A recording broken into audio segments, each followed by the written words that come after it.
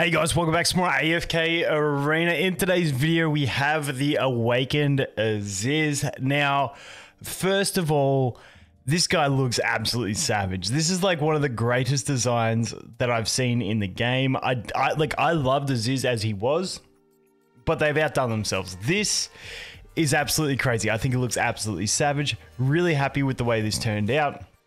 We can go to story and see this one. It's not as great there. Like the in-game sprite really makes it for me. The 2D's cool, but it's like this in-game sprite looks absolutely savage. That's the first thing. Secondly, these ascended heroes, these awakened heroes are going to be the end of me because their skill descriptions are just so damn long and tedious, but I think he's going to be way better than Taylene. That's my assumption just from reading his skills and going into the arena of trials quickly. Seems really strong in my opinion. This one, I would definitely put him over Taylene as my priority at this stage. Could be wrong, but that's what I'm reading into it at an early look. So let's get into his skills.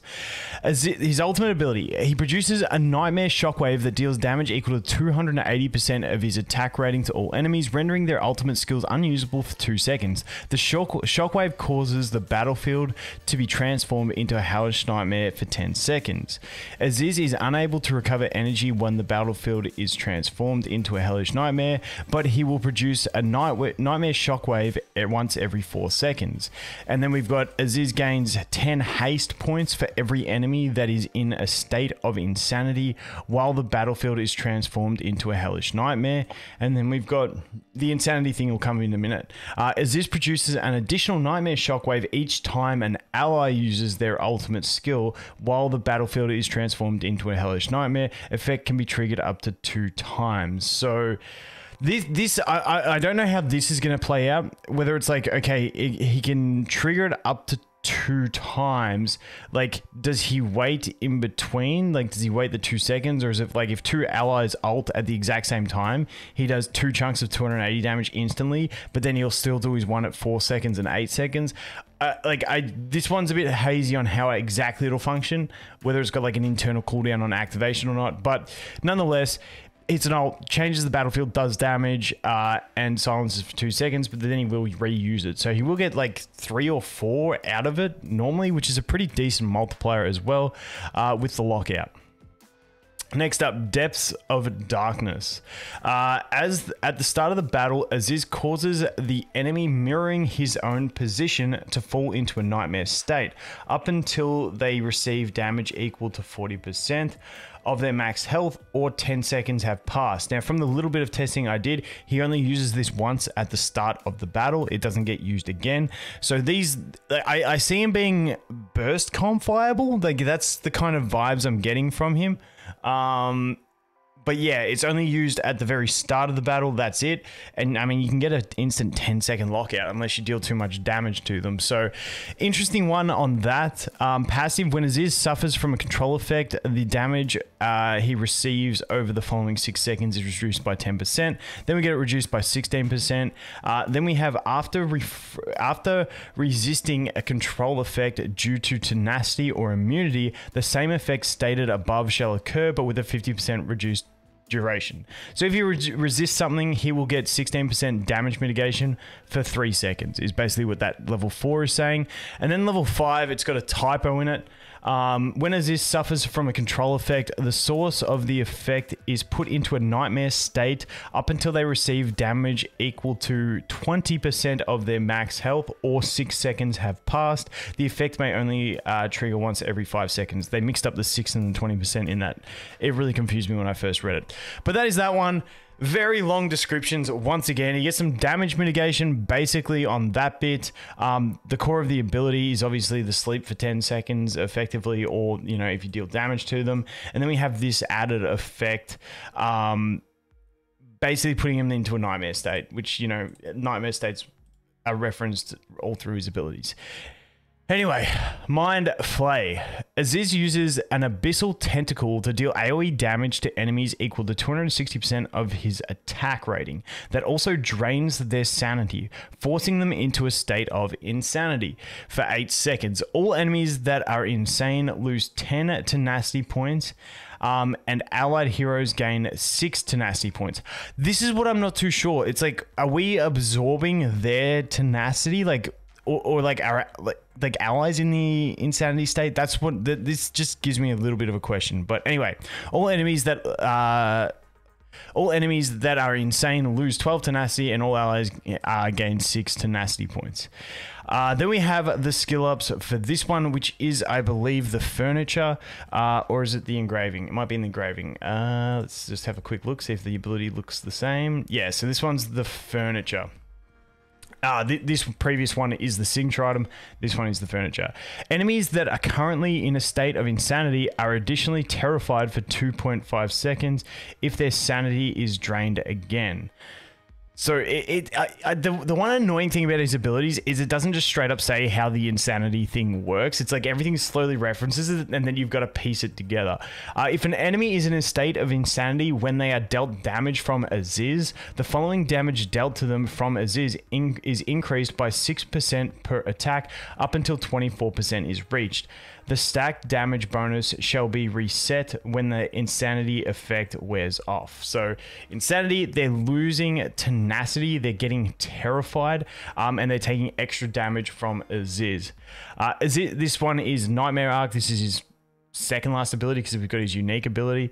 Ezizh focuses, and this one is the engraving for skill ups. He focuses nightmare energy and unleashes it on an enemy target, dealing damage equal to 260% of his attack rating to them, also stunning them for 1 second. If the enemy target is successfully stunned, the effects of the nightmare energy are transferred to a new enemy target who will suffer the same damage and effect as before. The energy transfer effect will continue targeting new enemies up until the enemy resists the attack or the energy is successfully transferred 6 times.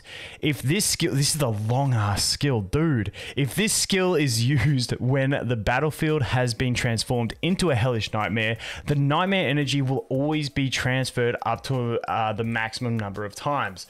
So think of it, he throws a bouncy ball at one enemy, it stuns them for 1 second, deals damage, and then it bounces at the next enemy. And then basically, if at any stage that bouncy ball gets resisted or knocked away by an enemy, so the shit analogy, then it stops. However, if it's in the nightmare state, it keeps bouncing even if they knock it away. It's like they knock it away and then it spears back at the next guy until it hits 6 times. That's the gist. It's bloody long wording. Anyway, level 2, which is engraving 30. Enemy targets also lose 20 energy points when stunned. Level 3, which is level 60 engraving. Each time nightmare energy is transferred to a target in a state of insanity, the damage caused by the following energy transfer is increased by 15% of Ezizh's attack rating, and will also cause enemy targets to enter a state of insanity. There you go. Very confusing skills. We've still got 1 to go, which is another novel to read. So let's get through this and let's just look at him do his shit, because this is just too many words for me.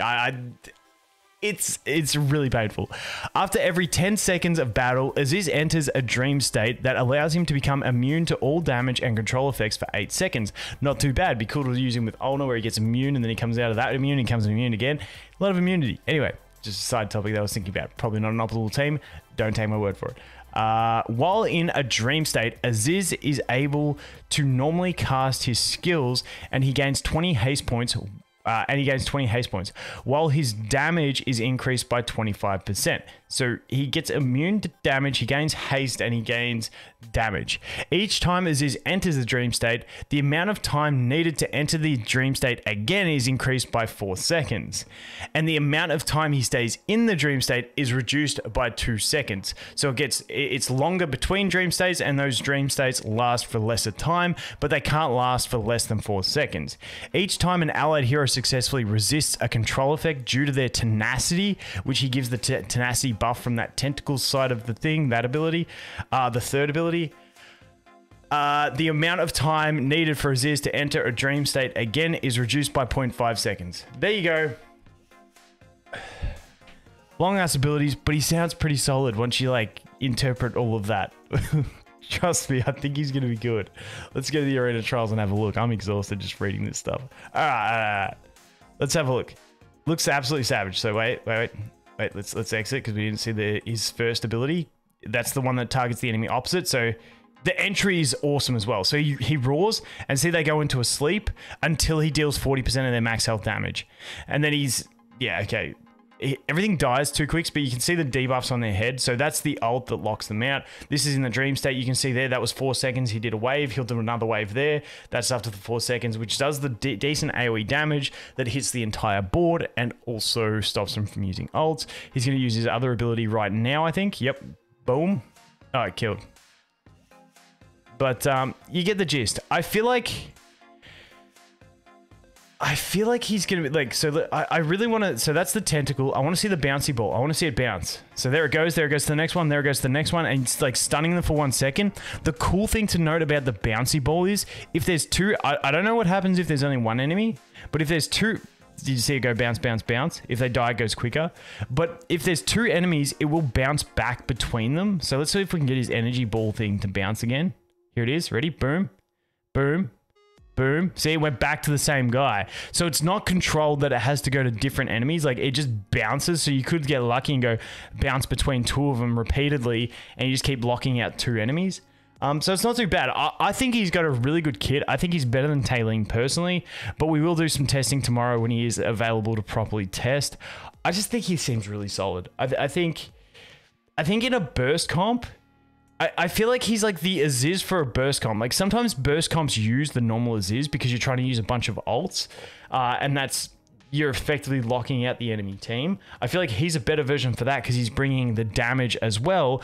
And depending on how the sort of interaction works with his ultimate on when allies ult, he casts his thing again. He's going to deal a truckload extra damage because he's going to get 2 extra shockwaves during that period. Plus, if one of them happens 2 seconds into it, it means he does his initial shockwave, changes the battlefield after 2 seconds, does another one. The enemies have been locked out for 4 seconds. Then he procs another one. The enemies have been knocked out for 6 seconds. Then if he procs another one because an ally ultimates, then the enemies have been locked out for 8 seconds effectively, and he's just done a truckload of damage because he's doing his 280% or whatever it is every time. So I think he could be really good. We will test it. Hopefully he is, because the Tailene just was a little bit underwhelming. So at least this guy gives us a really solid target to go for. Let me know what you guys think. I could be completely wrong. Anyway, I'm going to stop rambling. Thanks for watching. Hope you have an awesome day, and I look forward to seeing you in the next one. Cheers.